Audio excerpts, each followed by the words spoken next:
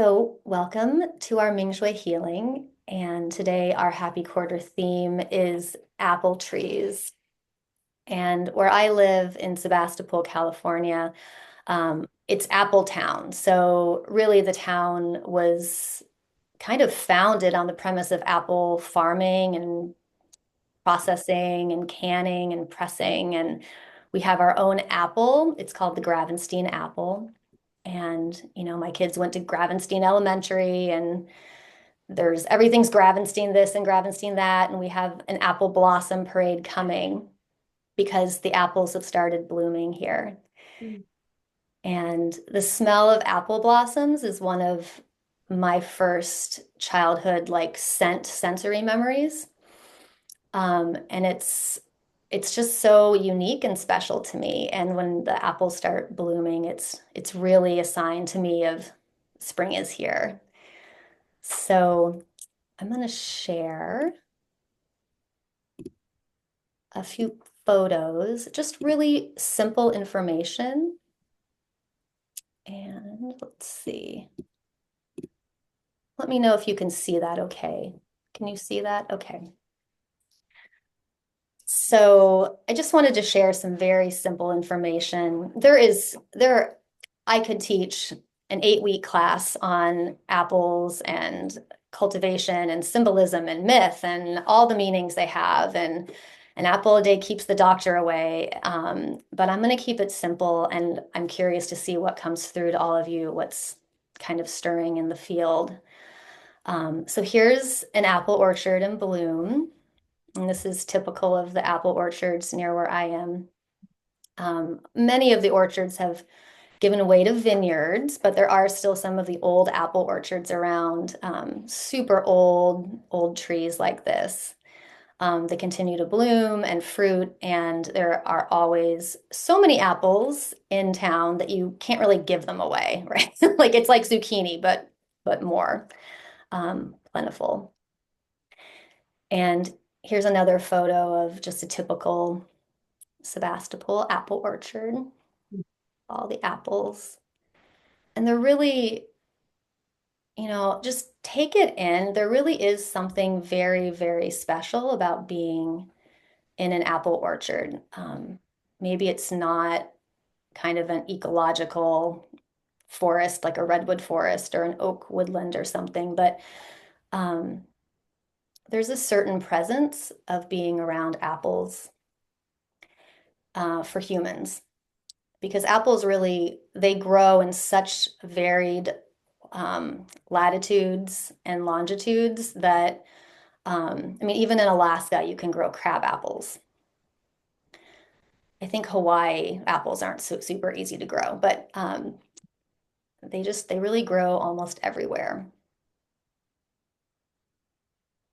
So just take a moment and imagine being surrounded by apple trees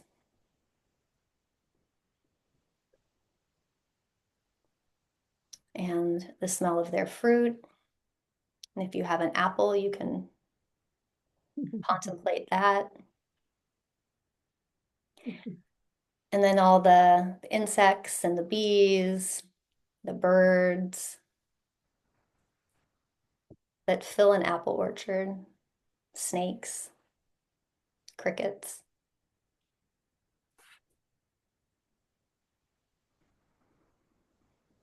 and the sun and the shade. And apple trees, they often grow in a way that makes them really fun for climbing.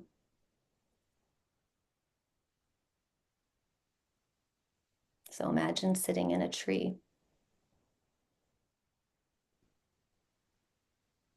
contemplating life like Isaac Newton, and maybe an epiphany will come.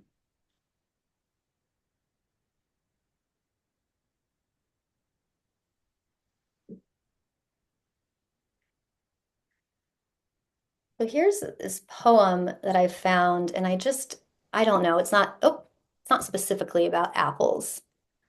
I'm gonna have to stop share because I can't figure out how to see it and see. Anyway, hold Just on a hit moment. the It's okay, I'll just read it nature and I'll go and it'll back. shrink the people out. So this is from The Secret Garden. It's not, again, specifically about apples, but I feel like it speaks to sort of the mystery and the magic in an apple orchard. Sometimes since I've been in the garden, I've looked up through the trees at the sky, and I have had a strange feeling of being happy, as if something were pushing and drawing in my chest and making me breathe fast. Magic, and I feel like in this context, magic is like Mingjue, is always pushing and drawing and making things out of nothing. Everything is made out of magic. Leaves and trees, flowers and birds, badgers and foxes, and squirrels and people. So it must be all around us, in this garden, in all the places.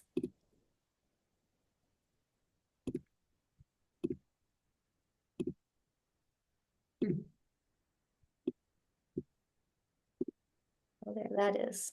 From Frances Eliza Hogston Burnett in The Secret Garden.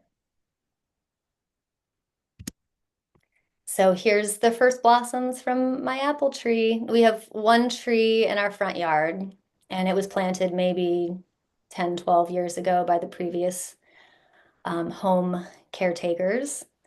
It's a pink lady apple tree, and she's right in our front yard, right next to our front door. So she kind of greets everyone as they come in. She's the first thing you see, and this tree has housed and made happy very many kids. So here's a picture of the tree right now, as she looks right now, just with the blooms and the little bitty leaves.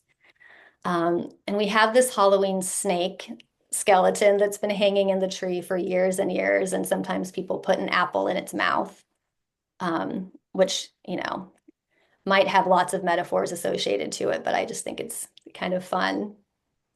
And as you can see, it's just a really fun climbing tree. Um, Fairly accessible, really inviting.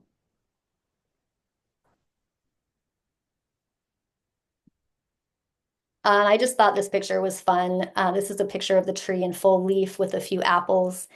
And, this is a picture I took of my son, probably going to, I don't know, fifth grade. So this is where we take our photos, marking moments, Halloween photos and first day of school photos, and there's the tree.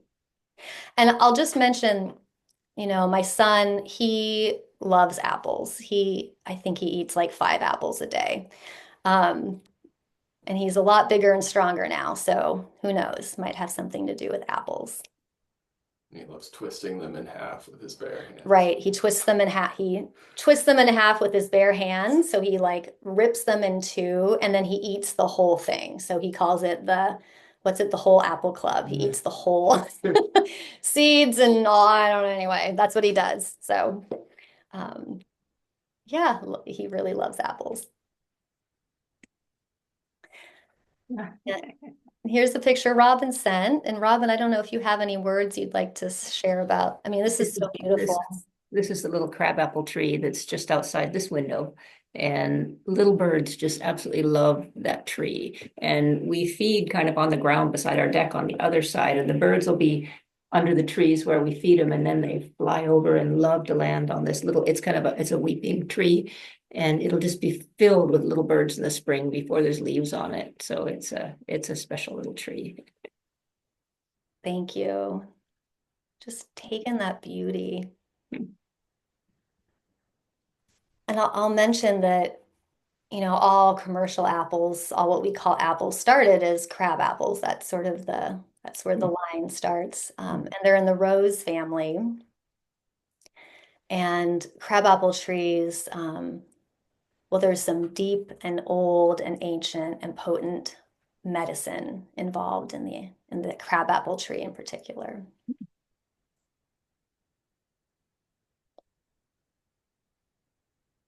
Just taking in the colors, the pollen. It's just beautiful.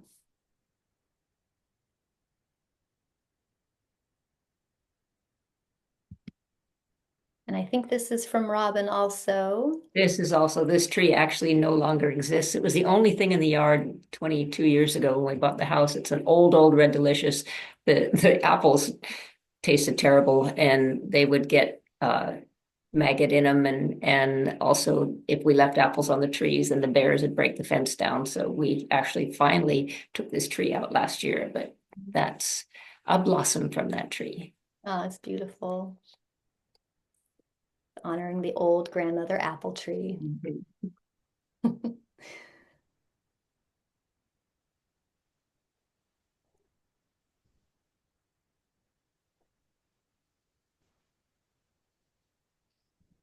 And here's another robin photo. That's that same tree. That's the crab apple that's just outside the window.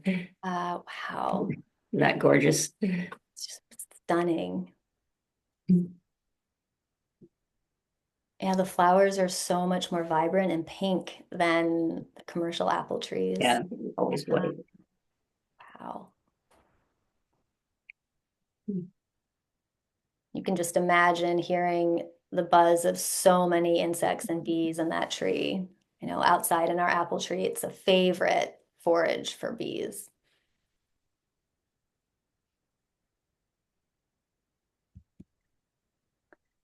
Here's another tree down the street from my house. Just another old Sebastopol apple tree. Full bloom. A little bit of mistletoe in there. Mistletoe seems to like to grow in apple trees. And here's just a few harvest photos. Again, my son and apples from our tree. We often press most of them at the local apple press. There's kind of an old-fashioned hand, I don't know, very simple machine apple press that our slow food group makes available. So we often press and make juice, and sometimes Ben makes hard cider too. Yep, and there's Ben and Renna in the rain.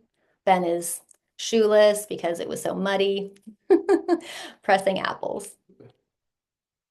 Oh.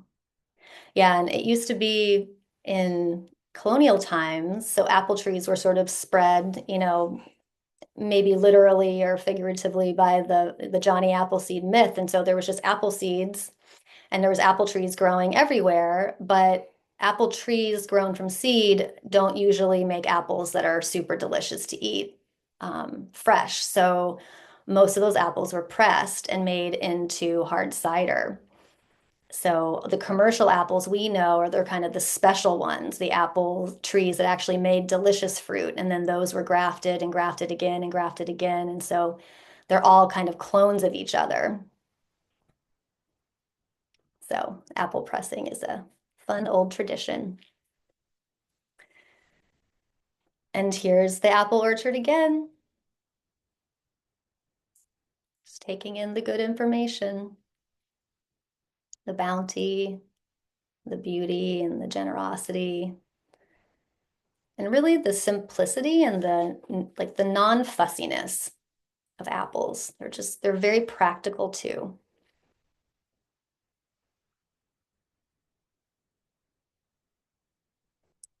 So that's my presentation on apple trees.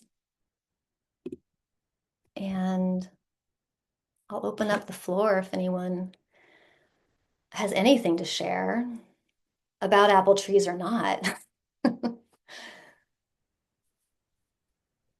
My apple story, Yeah. because I worked at the Tree Fruit Research Center for 30 years for Washington State University. And the lab next door to me was an apple breeding lab. So this baby I watched be birthed for 20 years. This is a Cosmic Crisp, and it was bred and discovered in the lab next door to me. And so for years and years, they breed, they go out and they pollinate, they do their crosses and then they collect them and they get the seeds and then they grow them and they grow literally millions over the 20 years. And then you taste. So every year we'd help with tastings and apples. And so anyway, this is a Cosmic Crisp and it was born in the lab next to me. It's a lot of work. That's so Oh, awesome. 20 years. I mean, now they're doing it genetically, it's being done kind of differently, but this is the traditional. You go out and you say, I like this apple and I like this apple. And if I put them together, maybe I'll get a super apple. But you try hundreds of crosses and plant thousands of trees. And then you start tasting them. Yeah, this is pretty good, but maybe, yeah, it's a huge, long process. And so anyway, I love Cosmic Crisp. I think they're great apples, but I also love it because it was born next door to me. That's so cool. Thank you for sharing. When I was little, we lived up north of Grand Rapids on 17 Mile Road. Um, and we mostly just sort of ran wild. And there was this old apple orchard right by the house that was, I mean, it was just old apple trees. Every once in a while, you could find an apple that you were willing to eat, but most of them had worms, and some of them even had wild grapevines that grew up over the trees. And then if you climbed the apple tree and you could find the right spot, you could get through the grapevines and actually sit on top of the grapevines. And I was thinking about that as you're talking about how good apple trees are to climb. But when you showed the picture of yours, and I have no conscious memory of this, I could feel what it feels like to lay your cheek against the branch on the apple tree.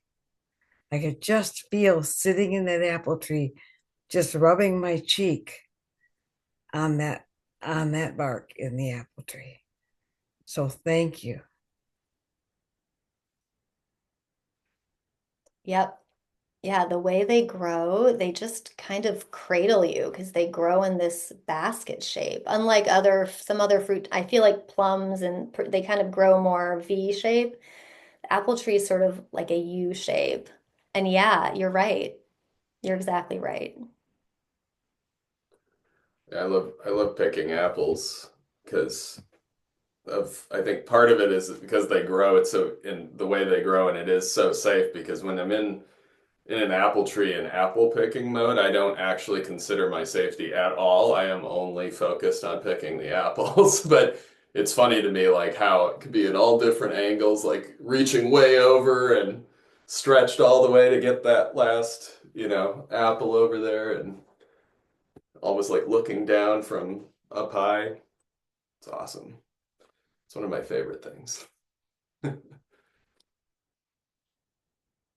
Oh, Yeah. I was going to share a quick story. I can't remember exactly what year this was. It was probably one of the first falls that we were in Minneapolis. We went to an apple orchard. Do you remember this?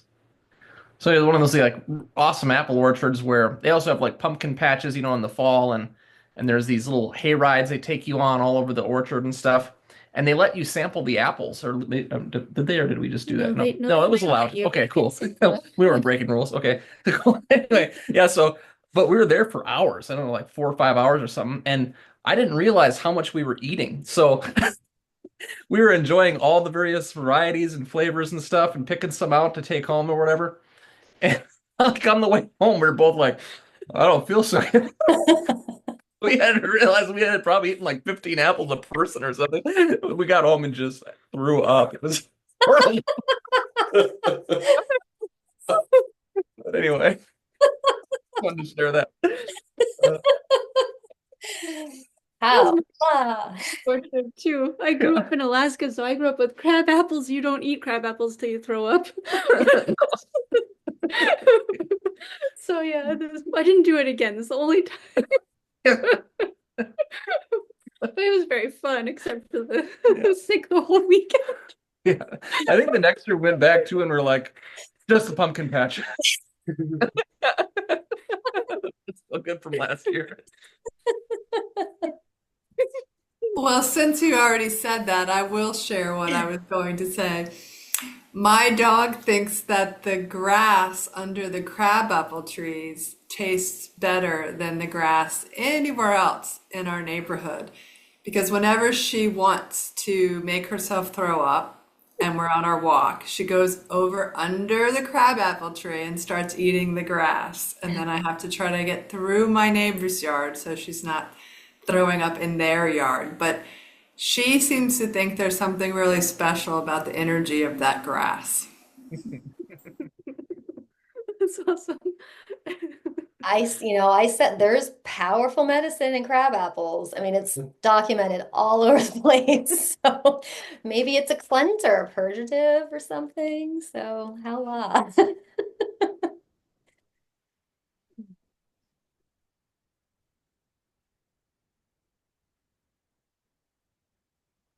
Any other apple stories or apple things that need to be mentioned or any intentions that we want to bring into our field to share with the apple tree?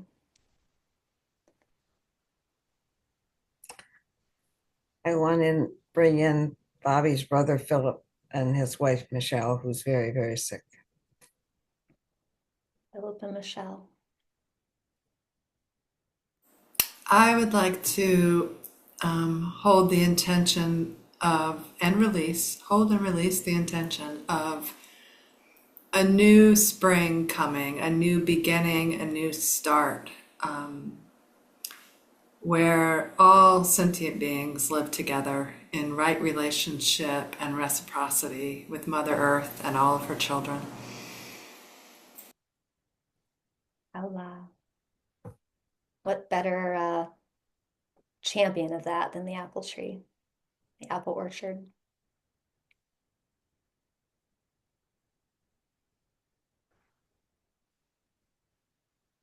I'd like to put Mindy in the field and Ani and Tom and Wendy. Like to put Greg and Sharon in the field. Sharon.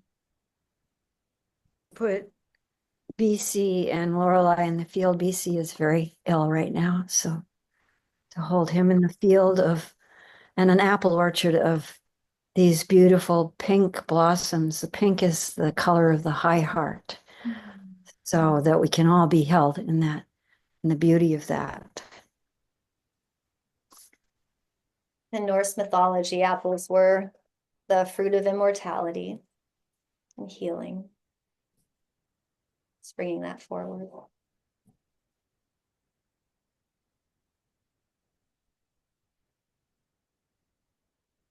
Oh, Gary, you're muted.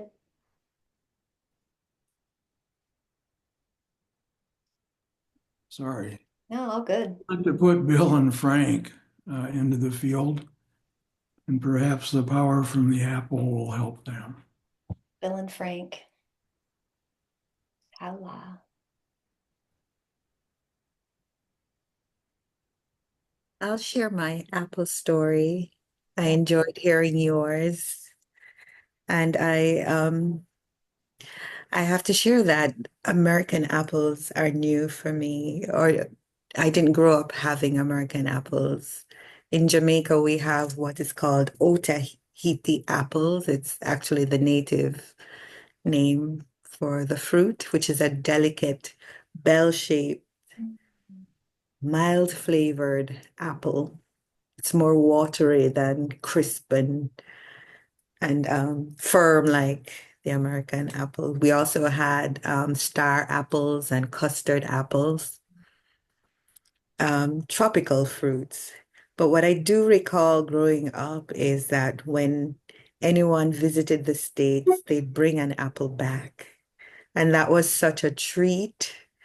I come from an intergenerational family, and I recall my grandmother sitting us up children all around, and she would slice that apple so each of us got a wedge. And it was the crispest, sweetest treat, and it had such a distinctive taste. And I could just imagine what America felt like through the taste of that apple. Yeah. So that's my apple story. I enjoyed hearing yours. Thank you, Thank you. Trudy. Thank you. Allah. Yeah, I'm reminded of bringing an apple to the teacher. So apples as these really precious gifts. And they really are quite special, even though, you can find them in all the stores here. Really quite amazing.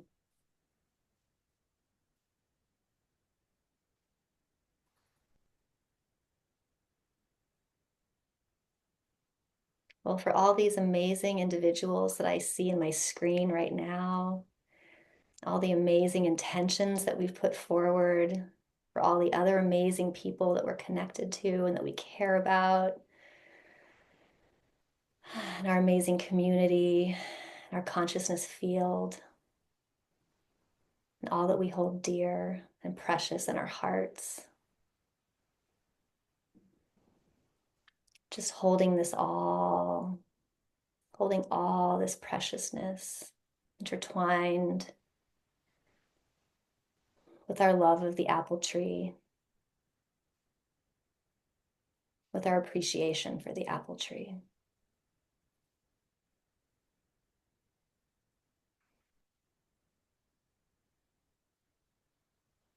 And bringing it all into our hearts, where it can live and grow and expand, just as our apple trees now are expanding and expanding,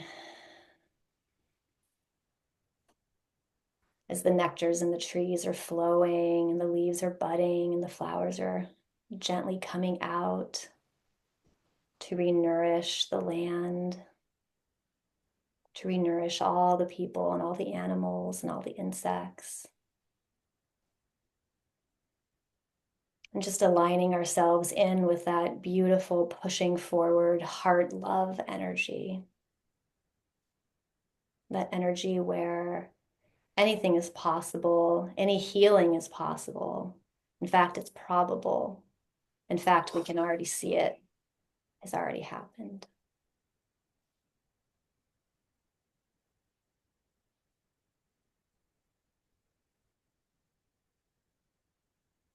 Finding a comfortable position. It's not where you already are. To receive more of this healing field.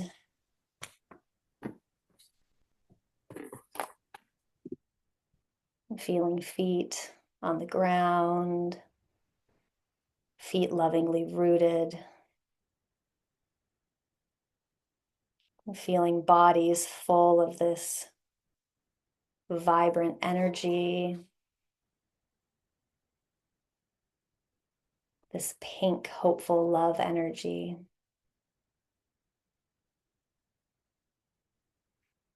And receiving the infinite Huanyan Qi from the universe. Can imagine receiving it through the top of our heads, the tips of our branches, and allowing this universe energy to flow and pulse through us. And just noticing your capacity to receive this energy effortlessly and fully and completely, so that we are all filled up with this Huanyan Qi, filled up with this love, filled up with this possibility, filled up with this joy of the springtime blossoms on the apple tree.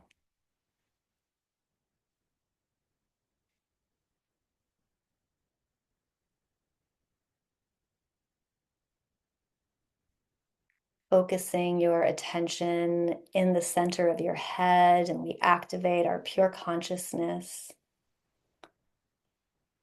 Mm. Mm. Gently with the end sound, noticing our observer, observing itself, coming back even more fully into ourselves. Mm. Mm. Mm.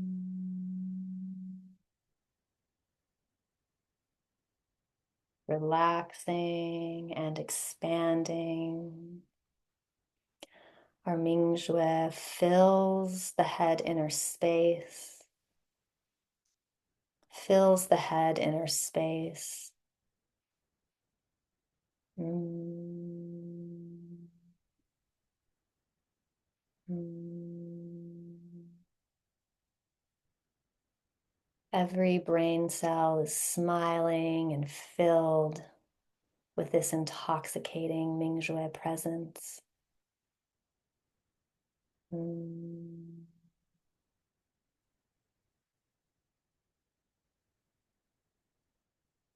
And we empty and open our head inner space. Shu.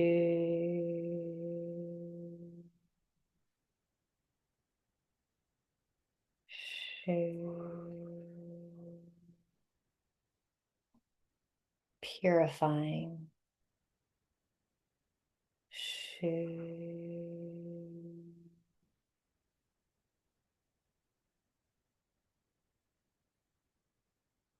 And breathing. Breathing and receiving. There's nothing to do. We're all connected in this powerful consciousness field. Just listen to my voice, relax and receive. Shu.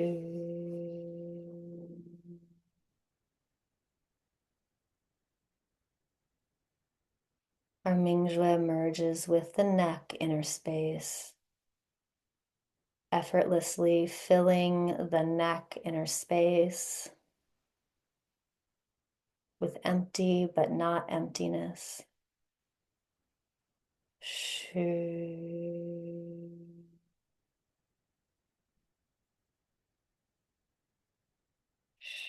Shu.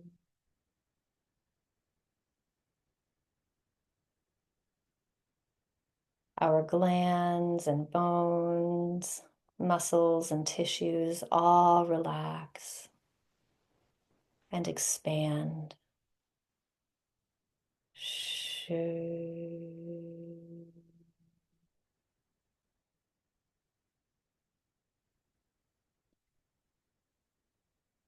Mingjue merges with the shoulders, down the arms, into the hands. Shu.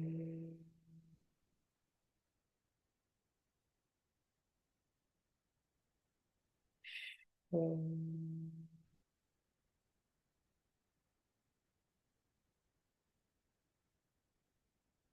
We are all connected in this beautiful healing entirety. Mingjue merges with our hearts, our lungs, our breasts. Shu.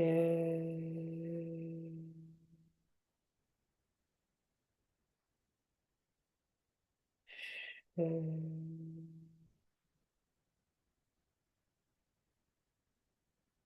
Our heart inner space is empty and open and clear. Shu.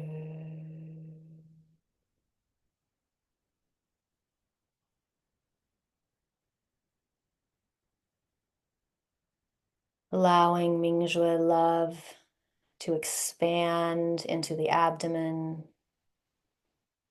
into all the organ systems, the liver, the gallbladder, the spleen, the pancreas, all blessed. Shu. All beautiful. Shu. Mingjue merges with the kidneys, the intestines, our reproductive organs, our bladder, all healed with Mingjue love.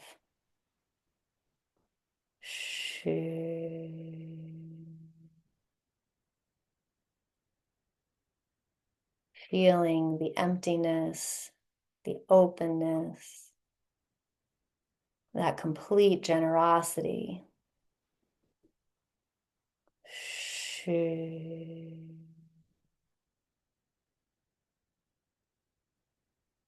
Mingjue consciousness flowing freely everywhere it needs to go, opening, purifying.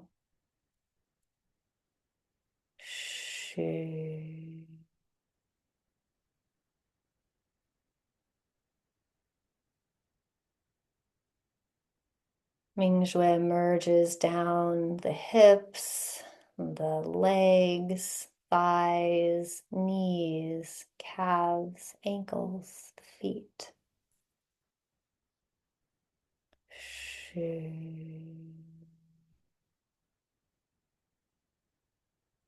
Honoring these parts of our bodies that hold us upright.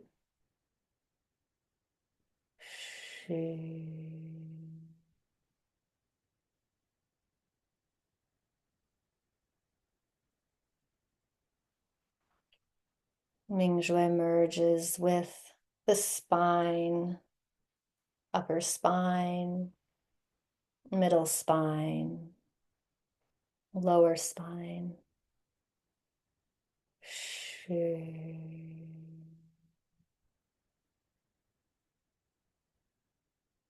Central nervous system flowing with Mingjue love.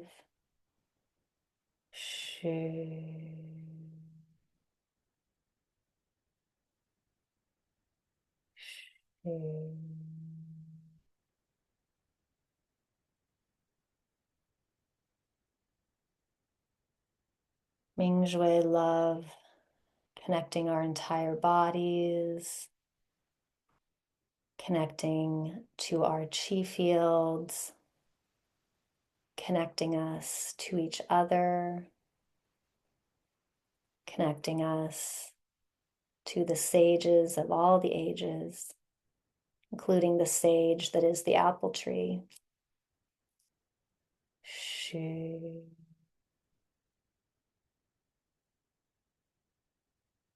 Honoring each other, honoring everyone practicing here today and everyone who has ever practiced these traditions of love and connection and unconditional kindness, connecting us all here today. All the power of those beautiful intentions, of that love and devotion, all the power of Mingjue entirety.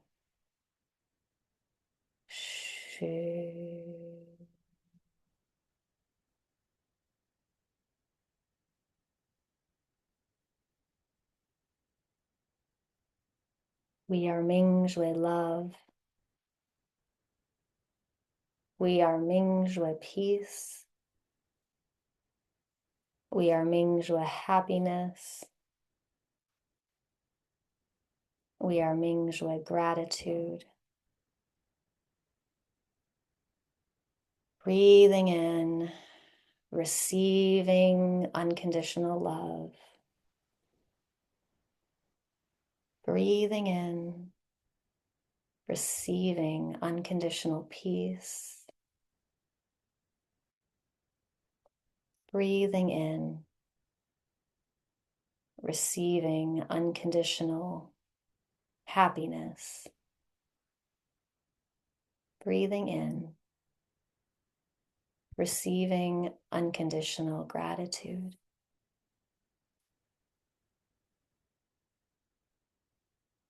And I'll invite you to sit here in this potent healing field for a moment,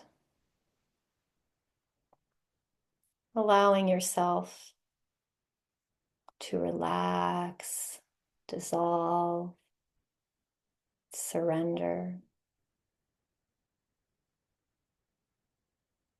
knowing how lovingly you're being held, knowing how much you are truly loved.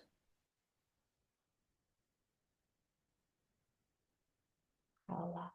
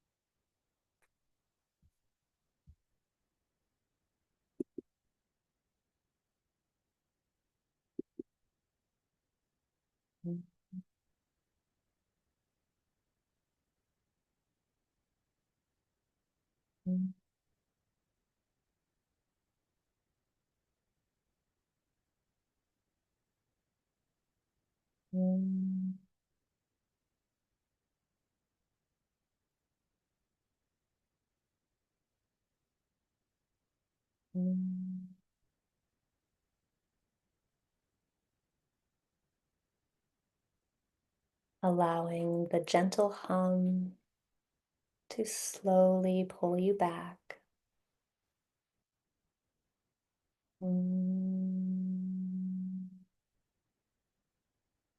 No hurry.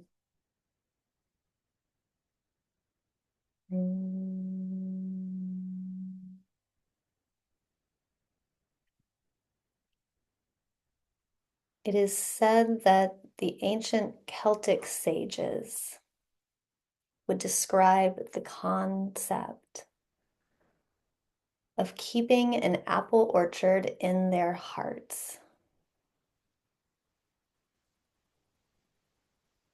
And so I'll invite you all to keep this strong field of love, this deep transmission of how much you are loved deep within your heart, where it can always stay, always be remembered, and always cherished.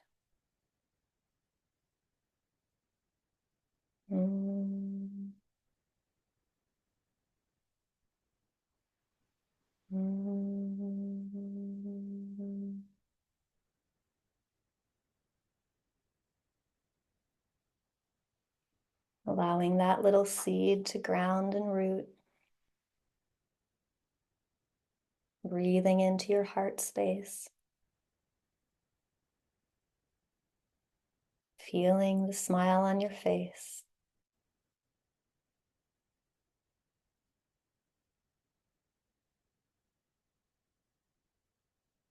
And I'll read the poem one more time from The Secret Garden, Frances Eliza Hogston Burnett.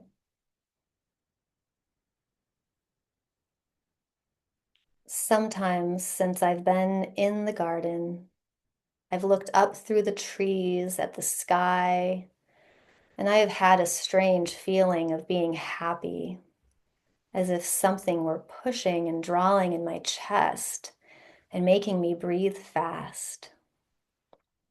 Magic is always pushing and drawing and making things out of nothing. Everything is made out of magic, or Mingjue. Leaves and trees, flowers and birds, badgers and foxes, and squirrels and people. So it must be all around us, in this garden, in all the places.